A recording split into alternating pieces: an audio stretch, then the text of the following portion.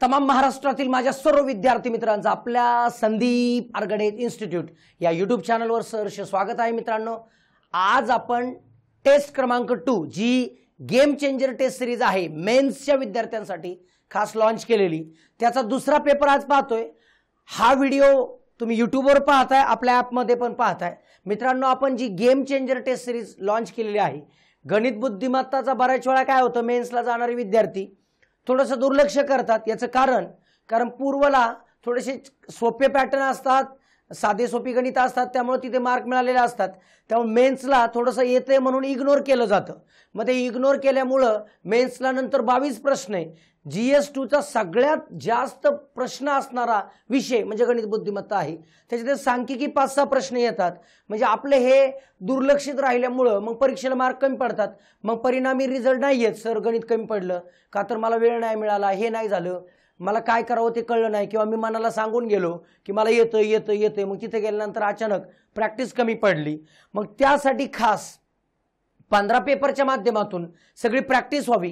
15 × 22 म्हणजे जवळपास 330 प्रश्न, म्हणजे 330 पॅटर्न, जवळपास पॅटर्न रिपीट होऊ द्या, पण 330 पॅटर्नच्या माध्यमातून 330 प्रश्नांच्या माध्यमातून आपल्याला जे परीक्षेला येणारे आहे 22 प्रश्न, त्याची सगळं कव्हरेज होण्यासाठी ही सगळी टेस्ट सिरीज लक्षात ठेवा। पहिले 2 व्हिडिओ, पहिला आणि दुसरा तुम्हाला यूट्यूबवर मिळतोय, पण तिसरा, चौथा, पाचवा बाकी सगळे तुम्हाला ॲपवरती मिळेल। सगळी स्क्रीनवरती इन्फॉर्मेशन आहे। ॲपवर जाऊन गेम चेंजर टेस्ट सिरीज 1.0 ती जॉईन करायची। मंगळवार, गुरुवार आणि शनिवार आपल्या टेलिग्राम चॅनलला, संदीप आरगडे इन्स्टिट्यूट नावाचं टेलिग्राम चॅनल आहे, त्या टेलिग्राम चॅनलला PDF पडेल दुपारी 12 वाजता, आणि ते सोडवायची प्रिंट काढून आणि वेळवरती नोटीस करायचा, त्याचा व्हिडिओ आपल्या ॲपमध्ये दिसेल। सगळ्यांनी लक्षात ठेवा, याची PDF आता टेलिग्रामला शेअर झालेली आहे, ती पाहून गेले। बघा मित्रांनो, पहिला जो प्रश्न आहे दुसऱ्या टेस्ट सिरीज मधला, मापनाच्या 3 छड्या अनुक्रमे 64 सेंटीमीटर, 80 सेंटीमीटर आणि 96 सेंटीमीटर लांब आहेत। यांच्यापैकी कोणत्याही छड्यांचा वापर करून कमीत कमी किती लांबीचं कापड पूर्ण संख्येत मोजले जाऊ शकतं। छड्यांची बारकी लांबी असणारे, कापड मोठा असणारे, दिलेल्या किमतींपेक्षा मोठं उत्तर येणारे, पुढचं उत्तर येणारे म्हणजे लसावी काढावा लागणार आहे। मग 64, 80 आणि 96 यांचा आपण लसावी काढू। तिघांना पहिल्यांदा भाग कशाने जातो ते बघूया। चला, 12 ने भाग जातो का बघा, 16 ने भाग जातो का बघा, 16 ने जाईल। यस, 16 × 16, 16 × 64, 16 × 85, 16 × 96। ओके, आता कितीन जाईल, तिघांना जात नाही तर दोघांना द्या। मग दोघांना कितीन जाईल, 2 ने, 2 × 4, 5 तासात ब्रेत्रिक 6। मग या सगळ्यांचा जो गुणाकार असतो तो माझा लसावी असतो। 16 दुने म्हणजे लसावी म्हणजे काय असते, तर लसावी म्हणजे या सगळ्यांचा गुणाकार म्हणजे हे आणि उरलेले 16 × 2 × 2 × 5 × 3। मग बघा, 16 दुने 32, 32 दुने 64, 64 × 15, मग 15 × 60, हातचा आला 6, 15 सख 90 आणि 6 96 सेंटीमीटर। मग मित्रांनो, सेंटीमीटर 960 आलं, सेंटीमीटर कुठेच नाही। मग 1 सेमी बरोबर 1 म्हणजे मीटर, 1 मीटर बरोबर 100 सेमी, तुम्हाला सगळ्यांना माहिती आहे। मग मीटर, सेंटीमीटर तर मीटर करायचे, 960 भागिले 100 करा, 0 0 गेला, 9.6 म्हणजेच 9.60 म्हणजेच ऑप्शन नंबर 2 बरोबर। लक्षात आलं, म्हणजे कमीत कमी लांबीचं कापड हे 9.60 मीटरचं असेल, ऑप्शन नंबर 2 बरोबर। बघा मित्रांनो, पुढचा प्रश्न, प्रश्नचिन्हाच्या जागी कोणती संख्या येईल। इथे कोणती संख्या येणार आहे, अंकमालिकेचा प्रश्न आहे। क्लिक झाला तर लगेच, नाहीतर रूमवरती आल्यानंतर विचार केला, यांचा फरक जर पाहिला 12 आहे, यांचा फरक पाहिला 20 आहे, यांचा फरक काय, यांचा फरक काय, यांचा फरक काय। मित्रांनो, 12 20 याच्यामध्ये 8चा फरक आहे, इथं 8चा फरक द्या म्हणजे 28चा फरक पाहिजे, इथं 8चा फरक द्या 36चा फरक पाहिजे, इथं 8चा फरक द्या म्हणजे 44चा फरक पाहिजे। बघा बरं, 99 आणि 44 बरोबर आहे, म्हणजे फरकांचा फरक 8 येतो हे कळतं। म्हणजे इथं 28चा फरक येणार म्हणजे 20, इथं 28 म्हणजे 35 + 28 म्हणजे 63 उत्तर येणार, ऑप्शन नंबर 1। इथं 63 आकडा येणार, फरकांचा फरक सारखा येतोय तो 8 येतोय, ऑप्शन नंबर, जिथं आकडा बसेल तो 63, ऑप्शन 1 बरोबर। बघा पुढचा प्रश्न, सांख्यिकीमध्ये ज्या ज्या टाईपचे प्रश्न कव्हर होणार आहेत ते डोळ्यासमोर ठेवा. येणाऱ्या काळामध्ये तुम्हाला सांख्यिकीमध्ये एकही प्रकार जो नाही म्हणजे झाला नाही असं होणार नाही, तो 100% इथं कव्हर होईल. येथे दिलेले वर्तुळालेख एका कॉलेजच्या विविध विभागात एकूण विद्यार्थ्यांची टक्केवारी आकडे दिलेत. प्रत्येक विभागात विद्यार्थिनींची टक्केवारी दिली. प्रत्येक विभागात विद्यार्थिनी टक्केवारी. आता विद्यार्थिनींची टक्केवारी आहे आणि प्रत्येक विद्यार्थ्यांची टक्केवारी आहे. आपल्याला प्रश्न काय विचारला ते पाहायचा.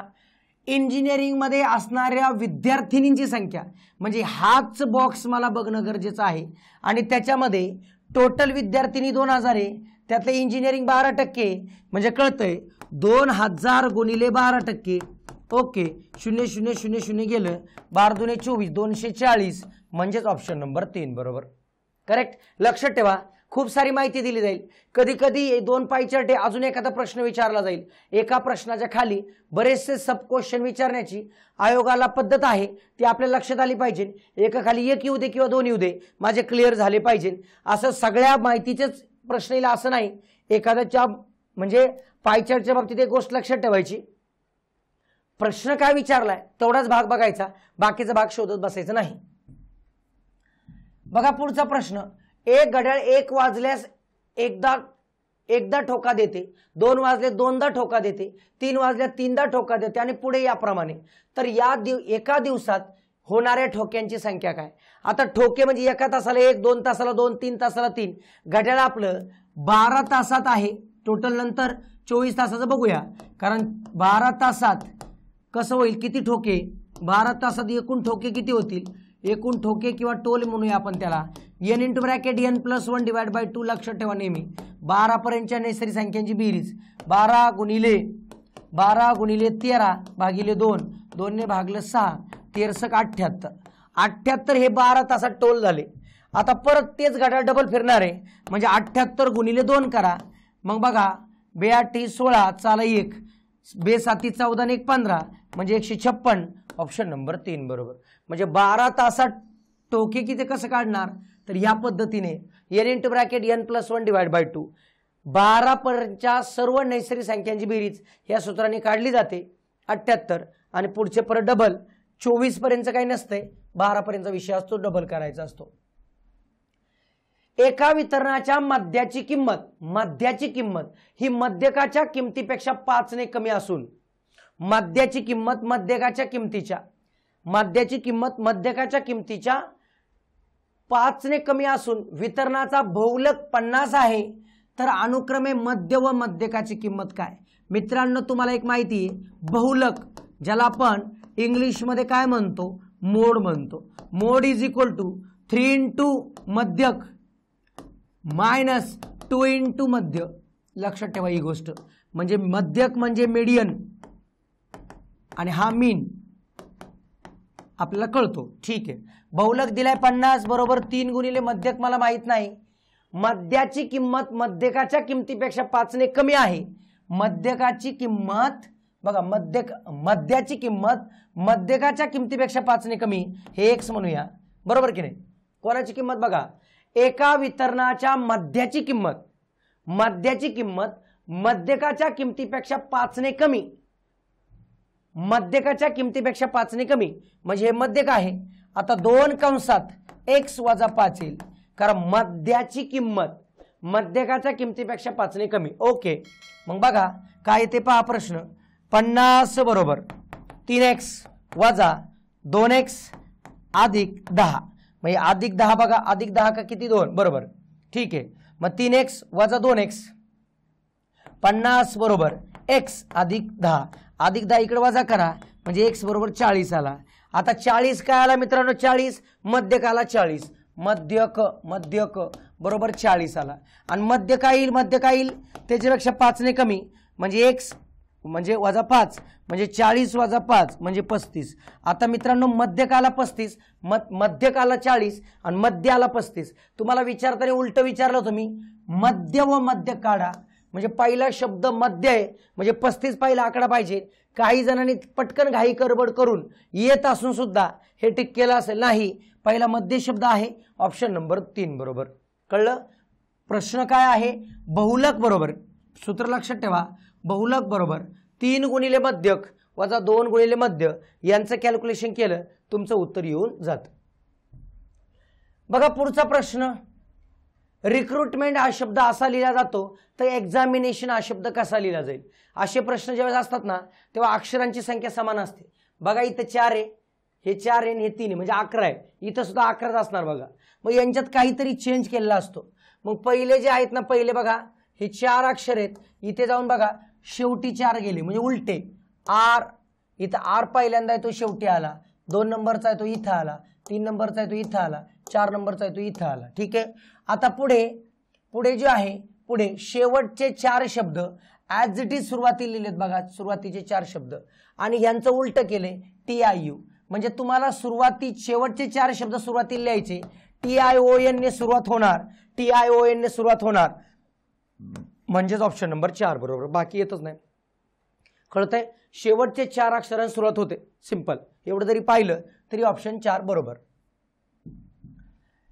जेव्हा एक जोडपे आणि त्यांचा मुलगा यांचे सरासरी वय 42 वर्ष आहे. जोडपे आणि मुलगा म्हणजे तिघांचं, 3 जणांचं एकूण वय किती. जेव्हा एक जोडपे व त्यांचा मुलगा यांचे सरासरी वय 42 आहे, 42 गुणिले 3, मग 3 दुने 6, 3 चौक 12 म्हणजे 126 आलं. तिघांचं 126 आलं बरोबर. तेव्हा त्या मुलाचे लग्न झाले. 126 तिघांच्या वयांची बेरीज तेव्हा लग्न झालं. त्याला 1 वर्षानंतर एक मूल झालं. किती वर्षानंतर 1. बर. जेव्हा ते मूल 5 वर्षाचे होते तेव्हा कुटुंबाची सरासरी किती होती 36. आता त्या मुलाची बायको असणार, मुलगा असणार, म्हणजे सगळ्यांची सरासरी 5 जण. 5 जणांचं एकूण वय काय 36 गुणिले 5 म्हणजे 180.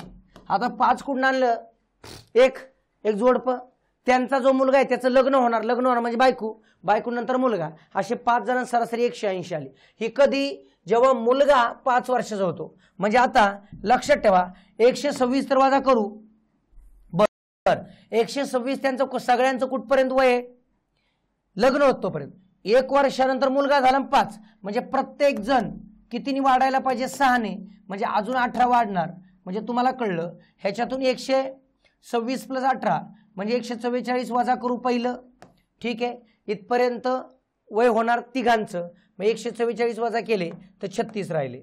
आता हे 36 मधून मित्रांनो एक गोष्ट कळतीये की 36 मधून काय विचारलंय, एकतर मुलाचं वय किती वाढलं झाले 5 बरोबर की नाही. मग ते 5 वजा करणे म्हणजे 31 आलं. आता 31 पर्यंत जर विचार केला तर बायको ही 6 वर्ष त्यातून वजा करावं लागेल. 31 वजा 6, कारण लग्न झाल्यानंतर बायकोचं वय 31 वजा 6 25. म्हणजे काय विचारलंय बघा, तर विवाहाच्या वेळी सुनेचं वय काय, तर 31 वजा 6 म्हणजे 25. ऑप्शन नंबर 2 बरोबर. करेक्ट. या पद्धतीने लक्षात ठेवा काय केलंय, कशा पद्धतीने गेलोय, किती जण होते, काय उत्तर येऊन जाईल. आकाश आपल्या घरापासून 12 किलोमीटर अंतरावर असलेल्या शाळेत जाण्यासाठी घर सोडतो. आकाश आपल्या घरापासून 12 किलोमीटर अंतर असलेल्या शाळेत जाण्यासाठी घर सोडतो. म्हणजे घर आहे 12 किलोमीटर सोडतो, शाळा आहे, शाळा हे 12 किलोमीटर अंतर आहे. शाळेनंतर तो 7 किलोमीटर अंतरावर असलेल्या क्लबमध्ये जातो. शाळेनंतर तो 7 किलोमीटर अंतर असलेल्या क्लबमध्ये जातो. आता क्लबमध्ये एकतर पुढे तरी जाईल, वरती जाईल किंवा रिटर्न सुद्धा येऊ शकतो. शाळेपासून 7 किलोमीटर अंतर आहे, ते असंही असू शकतं. शाळेपासून 7 इथं आला, हा 7, मग राहिलं किती अंतर घर, ते 5 किलोमीटर. किंवा हे जर इकडे घेतलं तर 12 + 7 19 व्हायला पाहिजे. 19 पर्याय नाही बरोबर की नाही. 12 + 7 19 व्हायला, 19 नाही, 12 तर येऊ शकत नाही, 7 पण नाही, 15 पण नाही. म्हणजे ऑप्शन नंबर 1 बरोबर 5. एका बॅगमध्ये 50 पैसे, 25 पैसे, 10 पैशाची नाणी अनुक्रमे 5 8 प्रमाणात आहे. त्यांचं एकूण मूल्य 144 आहे. तर 50 पैशाचं नाणी संख्या किती. क्लिअर गोष्ट आहे.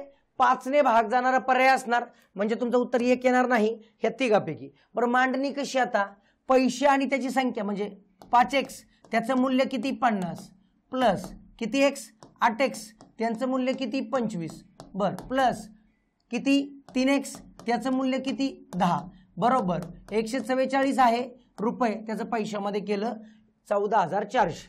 पैशामध्ये बघा 50 पैसे नाणी 50 पैसे, 25 पैशात आणि 10 पैशात नाही, सगळं पैशामध्ये केलंय.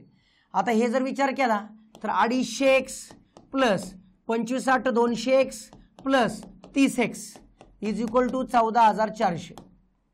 हे विचार करा किती येते बघा, 480x बरोबर 14,400 बरोबर ना, बरोबर यस. x बरोबर 14,400 भागिले 480, 0 0 गेला. चला भाग देऊया. काय भाग जातो, 12 ने भाग जाईल. यस, 12 चौक 48. ओके, 12 12 120 आलं. यांचा भाग दिला 3 आलं 30, म्हणजे x बरोबर 30. x काय आहे मित्रांनो, तर प्रमाण आहे. मग x 3 5 15 म्हणजेच 5 गुणिले 30 म्हणजे 150 कॉईन असतील 50 पैशाचं. ऑप्शन नंबर 4 बरोबर. बघा पुढचा प्रश्न काय आहे. प्रश्न पहा, एका माणसाचे बाईकने 4 तासात 180 किलोमीटर पार केलं. जर तो बाईकच्या 1/6 वेगाने 1/6 किंवा 1/6 वेगाने सायकल चालवत असेल, म्हणजे बाईकचा वेग आपल्याला काढता येईल. बाईकचा वेग काढता येईल. बाईक वेग किती, 180 भागिले 4 म्हणजे 45 किलोमीटर पर आवर. हा झाला बाईकचा वेग बरोबर. ठीक आहे, पुढे जर तो बाईकच्या वेगाच्या सायकलचा वेग काय येईल, सायकल वेग बरोबर 1/6 गुणिले 45 याचा भागाकार देऊ. 6 7 42 0 6 5 30 किलोमीटर पर आवर, म्हणजे सायकलचा वेग 7 किलोमीटर पर आवर आहे. सायकलवर 8 तासात किती अंतर जाईल, 8 गुणिले 7.5 हे उत्तर येईल. म्हणजे 15 त्रिक 45. बघा 8 गुणिले 7 7.5 दून 15 15 चौक 60 म्हणजे 60 किलोमीटर अंतर जाईल. म्हणजेच ऑप्शन नंबर 2 बरोबर. कळलं. पहिल्यांदा बाईकचा वेग काढला 180 किलोमीटर 4 तासात म्हणजे 1 तासात 45. मग सायकल हे 1/6 आहे त्याच्या, ते काढलं 7.5 आलं. 8 तास म्हणजे गुणिले 7.5. बघा पुढचा प्रश्न कोडिंग डिकोडिंगचा आहे. Comparison coding. ॲट द रेटचा अर्थ लहान तशीच समान नाही, म्हणजे ॲट द रेटचा अर्थ लहान तसंच, लहानही नाही समानही नाही म्हणजे मोठा. स्टारचा अर्थ लहान तसंच मोठा नाही म्हणजे इक्वल. आणि पर्सेंटाईलचा अर्थ मोठा तसा समान नाही म्हणजे लहान. मग यांच्यामध्ये दिले बघा A B C D, यांच्यामध्ये कोणकोणतं चिन्ह टाकायचं बघूया. A आणि B मध्ये पर्सेंटाईल आहे, पर्सेंटाईल म्हणजे लेस. B आणि C मध्ये स्टार आहे, स्टार म्हणजे इक्वल. C आणि D मध्ये ॲट द रेट म्हणजे ग्रेटर. मित्रांनो इथं पाहून कळतं मला A आणि D चं कधीच जमू शकत नाही, AD चं कधी जमू शकत नाही. AD कहाँ पे है क्या, यस 2 नंबर कधीच बरोबर येऊ शकत नाही. 2 आहे त्यामुळे हा पर्याय गेला, 2 आहे त्यामुळे हा पर्याय गेला, 2 आहे त्यामुळे हा पर्याय गेला. ऑप्शन नंबर 2 बरोबर. इथं मी 1 आणि 3 चेक सुद्धा केलं नाही. जिथं विरोध होतो, विरोध असं उलट चिन्ह आलं तर यांच्या इकडचे कधीच जमत नाही. ही इलिमिनेशन मेथडचा वापर करायचा, जिंकणार तुम्ही. बघा पुढचा प्रश्न. 2 उमेदवारांमधील एका निवडणुकीमध्ये 75% मतदार मतदान करतात, त्यातील 2% मते अवैध ठरवली जातात. 75%पैकी 2% म्हणजे एकूण मतदार किती आहे ते X मानू. त्यातलं मतदान झालं किती 75%. त्यातले 2% अवैध आहेत, म्हणजे वैध किती आहे 98/100. बरं, वैध मतांपैकी एका उमेदवाराला किती पडलेत 9,261. किती टक्के येते 75. मग याचे 75% म्हणजेच माझा 9,261. म्हणजे कळलं. एकूण मतदार त्यातले 75% मतदान झाले, त्यातल्या 2% खराब आहे म्हणजे अवैध आहे, म्हणजे वैध 98 आहे. त्यातल्यापैकी 75% एकाला पडलेत. मग याच्यावर आपण कॅल्क्युलेशन करूया. चला 25 त्रिक 75 25 चौक 100 25 त्रिक 75 25 चौक 100 हे 2 भागले 49 हा झाला 50. म्हणजे काय येईल बघा X बरोबर 9,261 गुणिले 4 गुणिले 50 गुणिले 4 भागिले 3 गुणिले 3 गुणिले 49. बस कॅल्क्युलेशन करायचंय. आता 3 ने भाग जाईल का बघा, 3 3 ने देऊया. 3 1 3 त्रिक 9, 9 ने भाग जातोय बघा, 9 1 9. ओके 0 9 9 त्रिक 27, 9 दुने 18 बरोबर. उरले किती 8, 9 9 81. मग आता 49 ने भाग द्या, 7 ने जाईल. साती साती 49, 7 एके 7, 3 उरले, 7 चौक 28, साती साती 49, बरोबर की नाही. आता 7 एके 7, ओके, 7 दुनी 14, 7 एके 7, 21 गुणिले 4 गुणिले 50 गुणिले 4, 21 गुणिले 4 गुणिले 50 गुणिले 4, 21 गुणिले 5 चौक 20, 800, बरोबर की नाही. 1685, बर. 8 गुणिले 21, 21 8, 168, डबल 0, ओके. म्हणजेच ऑप्शन नंबर किती? 1, बरोबर. करेक्ट. ही टक्केवारीची मांडणी फक्त आपल्याला कळायला पाहिजे, बाकी सोपंच असतंय. बघा पुढचा प्रश्न, वर्तुळालेख आहे आणि टेबल्युशन पण आहे. प्रश्न काय विचारलाय? वर्तुळालेख व तक्ता पहा, दिलेल्या प्रश्नावर उत्तर द्या. प्रवाशांच्या संख्येचा वाटा पुरुष महिला जे जे मेट्रोच्या 6 वेगवेगळ्या मार्गावर प्रवास करतात त्यांची एकूण संख्या 4000 आहे. प्रश्न काय विचारलाय? प्रवाशांची संख्या जी मार्ग सी वर प्रवास करते त्याचा केंद्रीय कोन काय? सी म्हणजे तुम्हाला आता आकड्याची गरज काय आहे? 24%. केंद्रीय कोन काढायचे. 100 पैकी 24 गुणिले फक्त 360 करा, कारण टोटल 360 असते. मग बस 0 0 गेला. बर 5 वरती आला 12, 12 360 किती होते बघा? 12 72, हातचा आला 7, 12 त्रिक 36 आणि 7, 36 आणि 7 43 भागिले 5, 5 48, ओके. उरले 3, 3वर 5 36, 86 पॉइंट समथिंग. ऑप्शन नंबर 3 बरोबर. तुम्हाला फक्त सी चा केंद्रीय कोन काढायला सांगितलाय. 100 पैकी 24%, 360 पैकी किती हा विचार केला 86.4 येतो. सहज सोपं.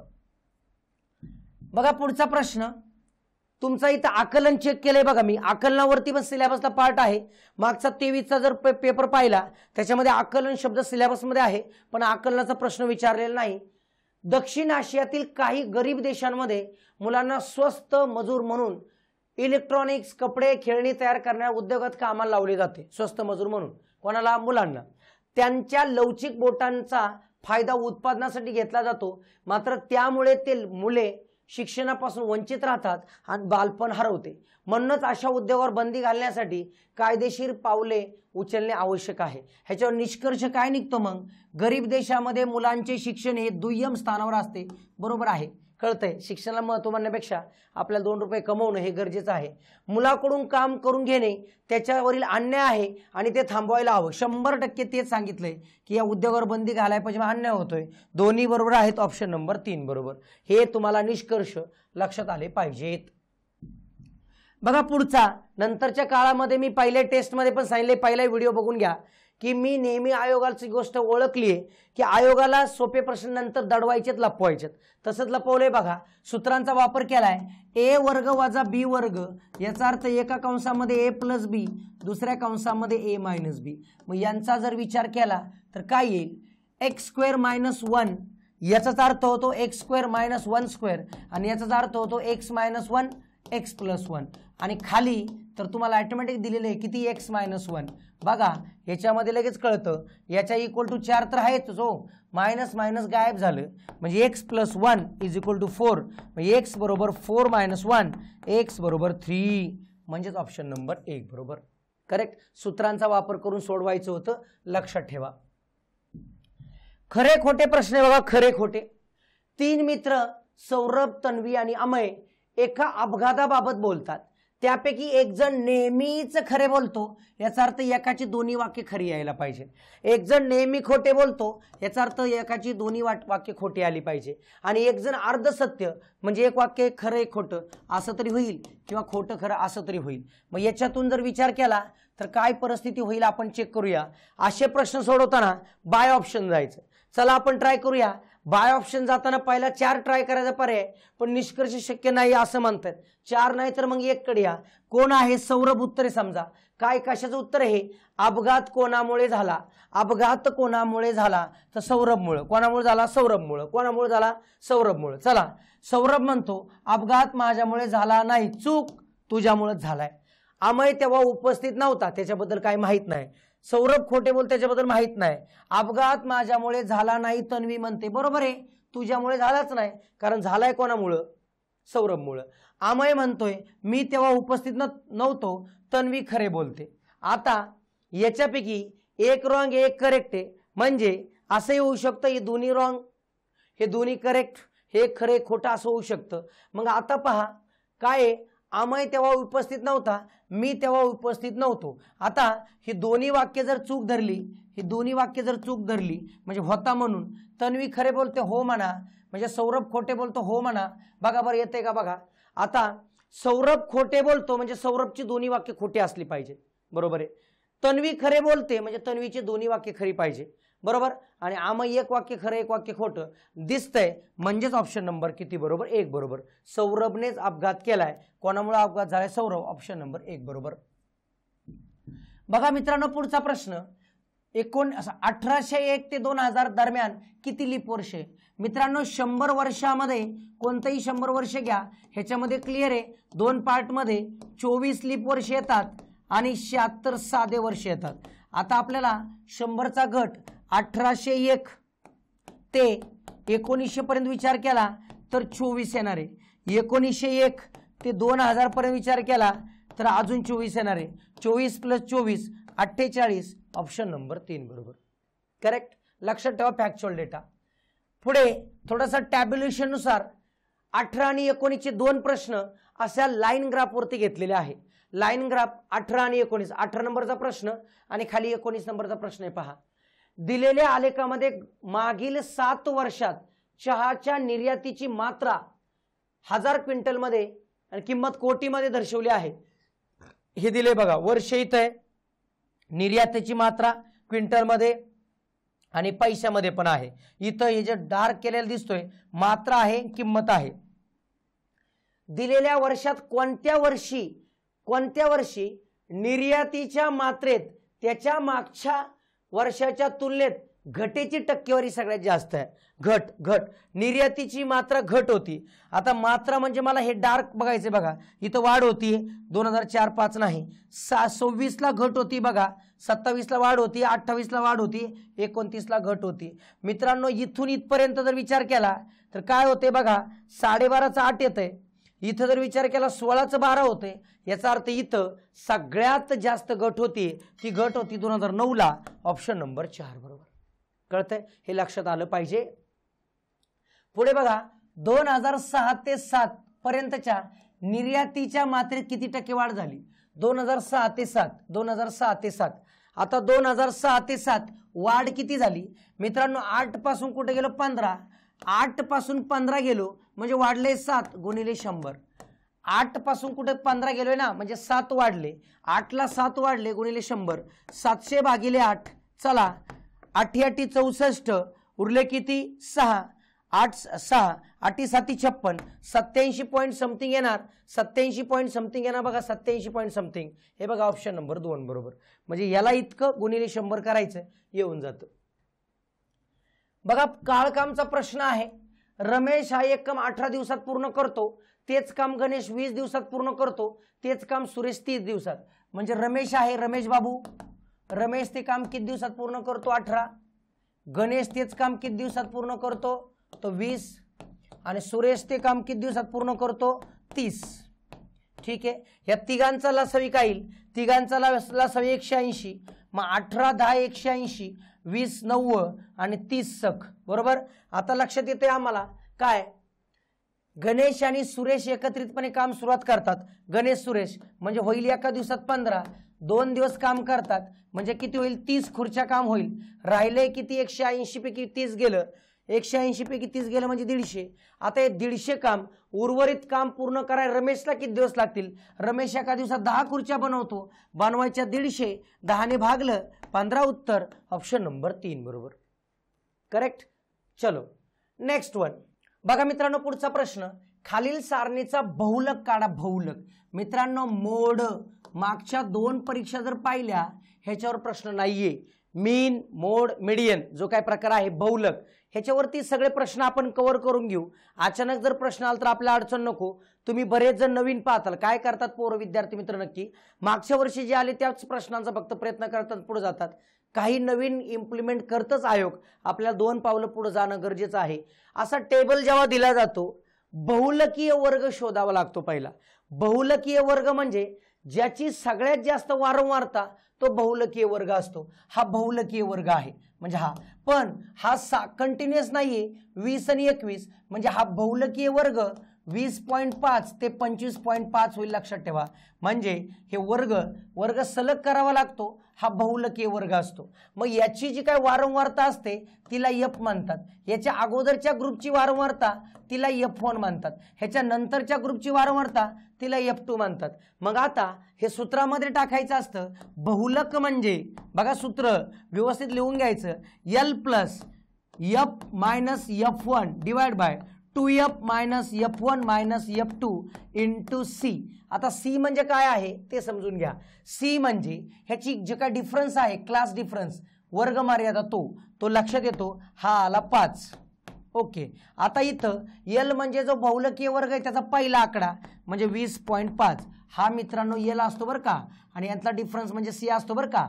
f म्हणजे 21 वजा 14 छेद 2 गुणिले 21 वजा 14 वजा 9। मग यांचं कॅल्क्युलेशन करू, 20.5 प्लस यांची वजा की 7 छेद 42 वजा यांचं किती होते 23 बरोबर गुणिले 5। मग यांची वजा केली 20.5 प्लस 7 5 35 छेद 19। मग चला 20.5 प्लस किती येईल बघा, 19 1 19 1 पॉइंट 19 1 19 उरले 16 बरोबर की नाही। 19 8 म्हणजे यांची बेरीज जर केली, चला ठीक आहे 3 हा चाला 1 22.3 हे नाही, इथे बघा ऑप्शन नंबर 4 बरोबर। म्हणजे तुमचं पाठ काय पाहिजे, बहुलक काढण्याचा फॉर्म्युला पाठच पाहिजे, ह्याला काही ट्रिक बी काहीच नसते, तुम्हाला फॉर्म्युला पाठच असावा लागतो आणि त्याचा वापर करावा लागतो, लक्षात ठेवा। बघा साधा सोपा प्रश्न शेवटचा घेतला होता मी, पदावली, प्लस म्हणजे भागिले, मायनस म्हणजे गुणिले, भागिले म्हणजे प्लस तर गुणिले म्हणजे मायनस, तर सोडवा।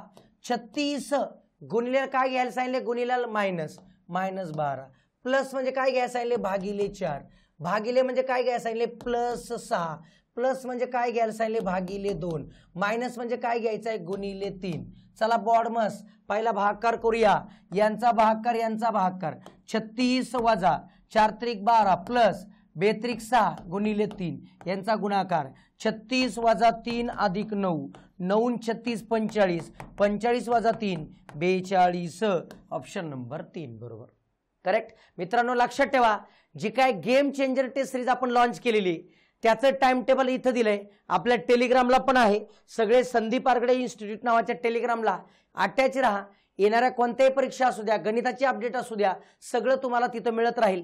गणित विषय पक्का करण्यासाठी याला तुम्हाला पदोपदी मी कटिबद्ध आहे, काही ना काही टेस्ट सिरीज असू द्या, बॅच असू द्या, वन डे रिव्हिजन असू द्या, काही असू द्या, काउन्सिलिंग असू द्या, सगळ्या गोष्टी तुम्हाला सगळी अपडेट आपल्या टेलिग्रामला मिळत राहील। मित्रांनो लक्षात ठेवा, हे जे आहे हे टाइम टेबल आहे, टाइम टेबल तुम्हाला हे सगळे 15 टेस्टचं नियोजन आहे।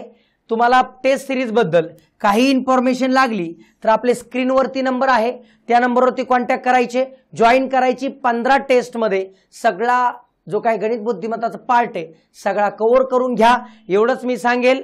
चला मग भेटूया आता आपल्या ॲपमध्ये पुढच्या टेस्टमध्ये, धन्यवाद।